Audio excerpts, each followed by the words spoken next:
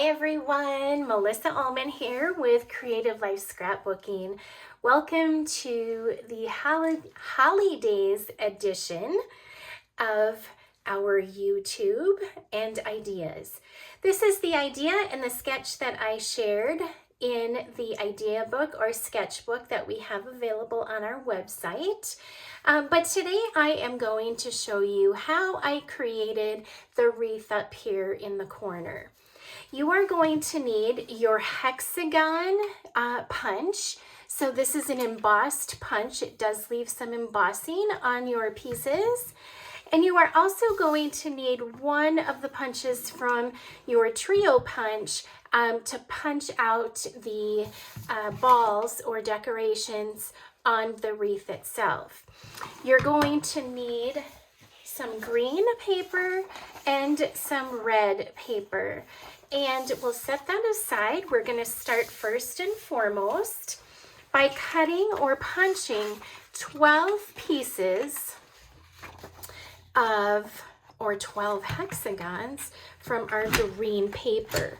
So again, we'll just kind of punch them here, and you want to make sure that they come out. Also, let me hold this in my hand so you can see some of that embossing that it leaves on the punch there, or on the piece. So I'm gonna go ahead and just punch the papers that we need, and we'll make sure, well, I think this one got eaten. Nope, it's still in there. There we go. All right, so we'll just continue to punch. Like I said, we're gonna need 12 of them. Just shake it on out from the punch. There we go. We'll do the same on this side. And it can be any green pattern, and it can be directional or not directional. So you don't necessarily need to worry about the directions, because the hexagon pieces are going to be going kind of in different directions as you go. So if you guys are hearing kind of that rattle in my punch, that is because it has the embossing mechanism. There's actually nothing wrong with the punch itself. All right. Then as long as we're punching, let's go ahead and punch, let's see, let's do about 9 or so little circles there. So you see, I just need that one right there. So I'm just gonna kind of place that on my paper on the edge. 3, 4, 5, 6, 7, 8, 9, 10 for good measure. All right, so we'll just kind of push those off to the side for a moment.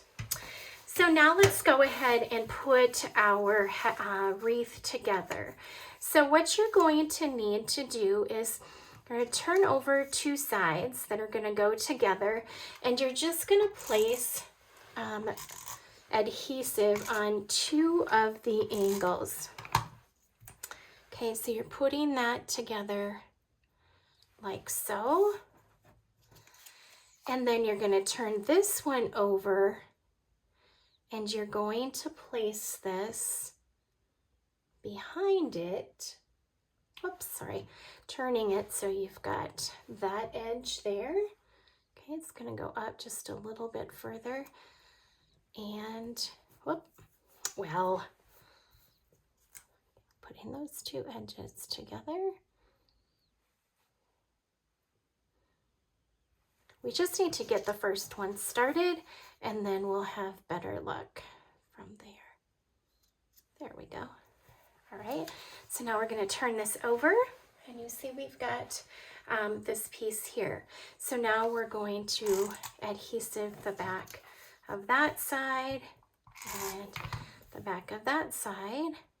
Put those together, and then make sure you've got, right. We are working with let's do this. Repositionable adhesive. So these are going to meet in the front like so. So you see you've got kind of the squared piece coming out. So now I'll place some here. Then I'll place this piece that's going to go kind of in the center there, a little bit higher than there.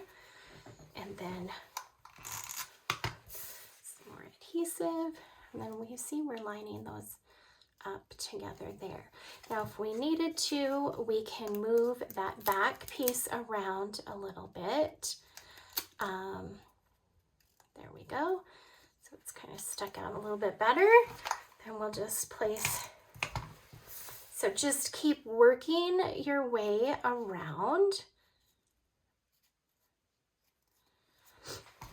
And then on the back, one back edge and meeting it up there.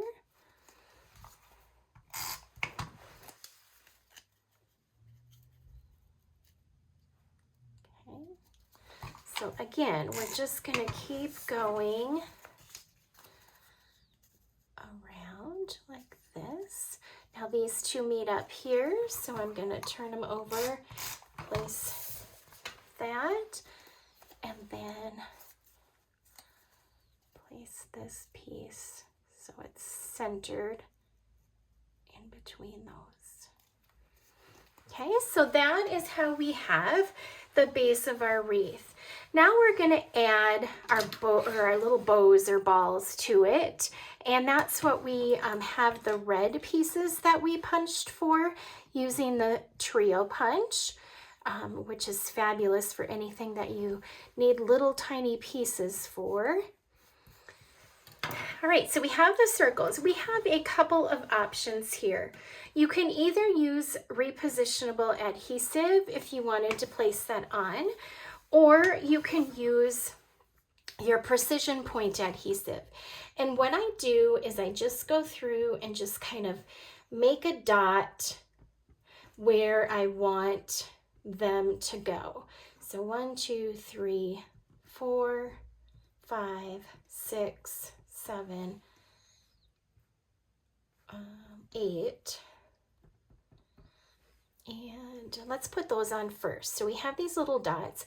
The reason why I go ahead and add all the little dots of glue first, you just kind of squeeze it out, is because if I just let this sit now to get tacky, it is going to mean that when I put these little red pieces on top of them, the glue doesn't all go out from underneath them. And then you've got a glue mess.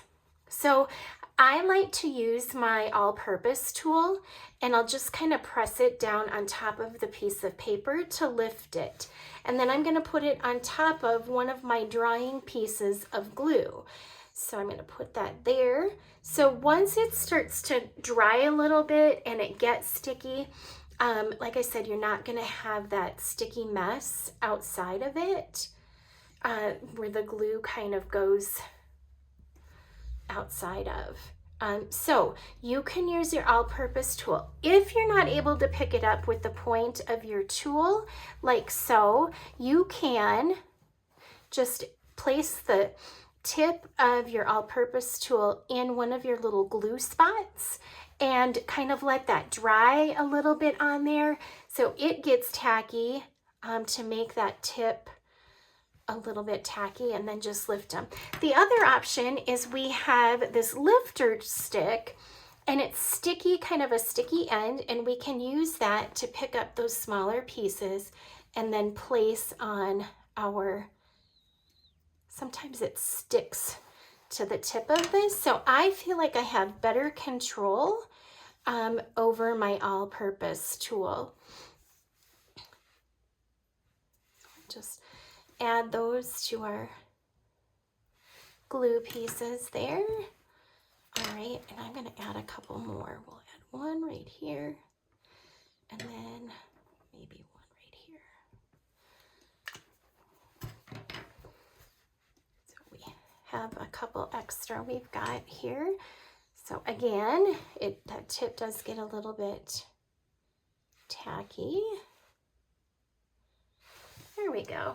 So we have now all of those balls that are on there.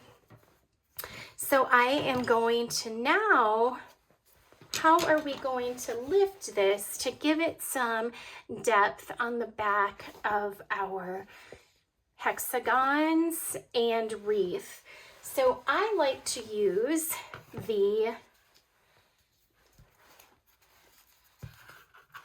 foam tape. So we'll just kind of put some sections behind on the back side of this to give it the stability that it needs. Now, of course, foam squares would work as well too. But for larger sections like this, I do like to use the foam tape. All right, so we'll turn this over. Now, I used a title to create kind of the bow or part of the bow, and then I used this paper, some paper strips here to create the bottoms of the bow. So we're going to go ahead, and from our scrap piece that we had, I am just going to cut a piece that's 3/4 of an inch wide.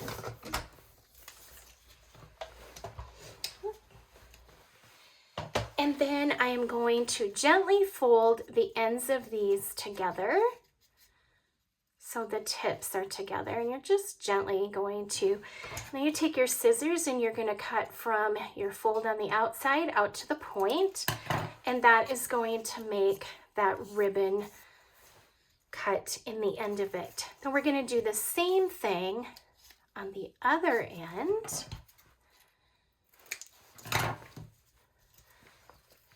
Okay, so now they're going to be about 2 inches long.